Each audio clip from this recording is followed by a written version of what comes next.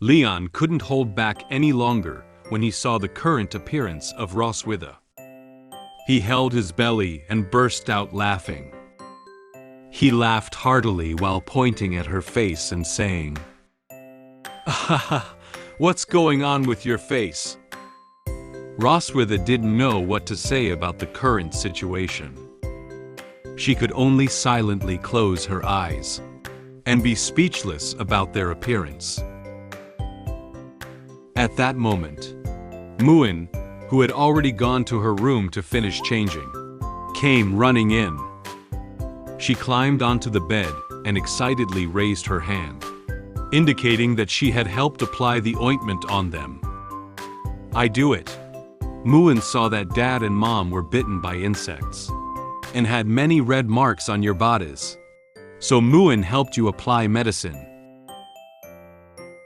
Red mark. Ah. Upon hearing Muen mention the red marks on their bodies, both Leon and Roswitha awkwardly turned their heads to the side. Leon pretended to cough a few times, trying to conceal his embarrassment at the moment. Roswitha closed her eyes and remained silent, but the blush on her cheeks could no longer be concealed. They couldn't explain to Muen that these red marks were actually caused by their intense exercise outside last night. Leon thought silently in his heart. Some things are better for child not to know. Muen happily clenched her hands into fists and looked at them with a naive expression, hoping to receive their praise. "Muen is great, right?" Leon had to keep the red marks on his body as a secret in his heart for now. He reached out and touched her head, revealing a smile. He looked at her and said, "Yeah, you did a great job." Muen received praise from Father and looked at him with a smile. Muen felt very happy to be able to help Father and Mother. She looked at Leon and Roswitha and excitedly raised her hands, offering to come over and help again next time. "I will also help Dad and Mom apply it next time." Leon and Roswitha didn't say anything, just turned their heads to look at each other. They don't want their daughter to see such an awkward scene again. At this moment, their thoughts are in agreement with each other's. Next time, make sure to lock the door. The sun outside slowly rises and then slowly sets. In the blink of an eye, it was already evening time. The sunset outside the window shone into Roswitha's room, making the slightly dim room brighter. Leon knocked on the door and walked into the room with a tray in his hand. On the tray was a bowl of golden fried rice containing meat and vegetables. He placed the tray in his hand on the cabinet next to Roswitha's bed and picked up the bowl containing a large bowl of rice. He held the bowl, took a spoon, and scooped up a spoonful of rice. He blew air into the spoon to lower the temperature of the rice a bit. Then, he made a feeding gesture to Roswitha. "Ah." Roswitha moved back a bit in disgust when she saw him stick the spoon out. She didn't know what Leon wanted to do at the moment. She asked him with confusion, "What do you want?" Noticing that Roswitha was intent on avoiding his spoon, Leon stuck it in her mouth as fast as he could. He explained to her his purpose for doing so. "I'll feed you. You haven't eaten for several days. Although the Dragon clan can go without eating or drinking during their dormant period, you are probably hungry now." Roswitha was unexpectedly fed a spoonful of rice by him. She raised her hand, just about to refuse his spoon, but it was too late. She reluctantly ate the rice. She crossed her hands in front of her chest, with a slightly displeased expression on her face. She was somewhat dissatisfied with Leon's behavior just now. She was chewing her food while looking at Leon. "You don't need to feed me. I can eat it myself." After swallowing the rice, she was surprised to find that the taste was quite good. Although she didn't want to admit the fact voluntarily, she still praised him. She said to him with a relaxed expression, "The taste is pretty good." It seems that Leon's cooking skills are indeed good. Upon hearing Roswitha's praise, Leon smiled at her. He also scooped a spoonful of rice into his mouth. He closed his eyes, shook the spoon with his hand, and confidently said to her, "Of course, it's love-fried rice that I made myself." Seeing that Leon suddenly began to eat the fried rice he made for her, Roswitha was a little unhappy. She reached out and grabbed his shoulder, trying to get fried rice back. "Isn't this made for me? Why did you eat it yourself?" Seeing how hard she tried to reach out, Leon deliberately took fried rice far away from her, so that she could not get it immediately.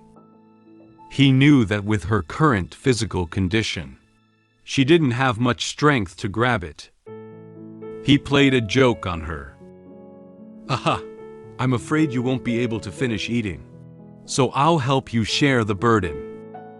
Roswitha was clearly getting a bit anxious. "Who said I couldn't finish eating? Take another spoonful." In a short time, Roswitha finished the bowl of fried rice. Leon took the empty bowl handed over by Roswitha and placed it on the nearby tray. Roswitha's stomach bulged slightly when she was full. She gently rubbed her stomach to help it digest faster. Under Leon's careful care in these few days, Roswitha's mental state has also begun to slowly recover.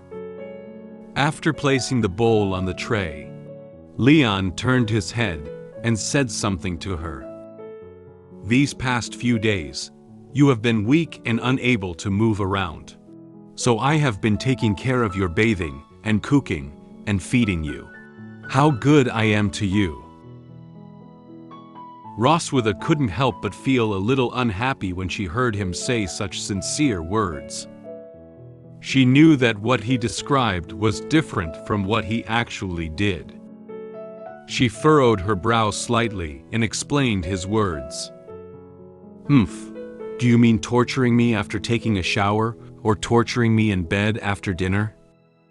No matter what they are doing, in the end, it all turned into doing that kind of thing. How could Leon let go of such a good opportunity to retaliate against Roswitha? He held the tray and prepared to leave the room. He turned around and looked at her with a smile on his face. How could it be torture? This is the husband's loving care. Roswitha could never tolerate Leon's repeated torment on her. She watched his departing figure and laid down her harsh words loudly. "Leon, every despicable deed you do now will become a shame I will pin on you in the future. Remember this well."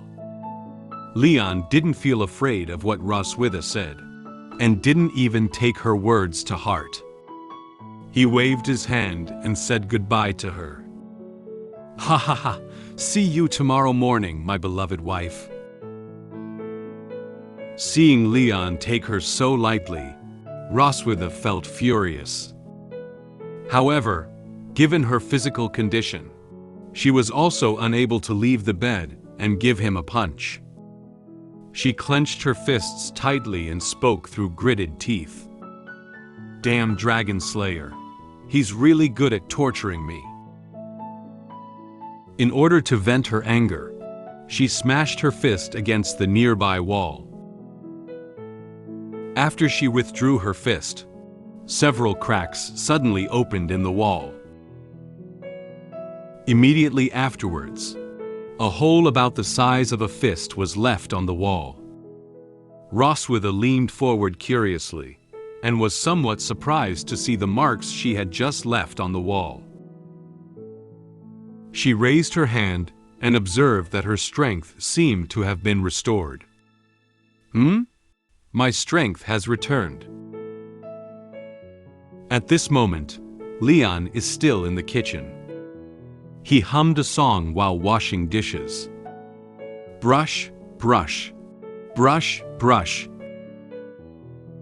He stared at the plate in his hand, smiling as he thought about his plan to continue bullying Roswitha. She-Dragon, please don't recover so quickly. I still want to bully you for a few more days. However, knowing nothing about it, he surely didn't realize that Roswitha had slowly regained her strength under his care. Hey! Have you heard about it? SF Light Novel is going to share a new comic. I have already shared a new comic. The name of this comic is The Blonde-Haired Villain. In Girl Overlord novel, also longs for happiness. I have already shared the relevant content of this comic in this video. You can click on this video to learn about the comic story and character information. If you are interested, you can subscribe to my channel and wait for the sharing of new comic.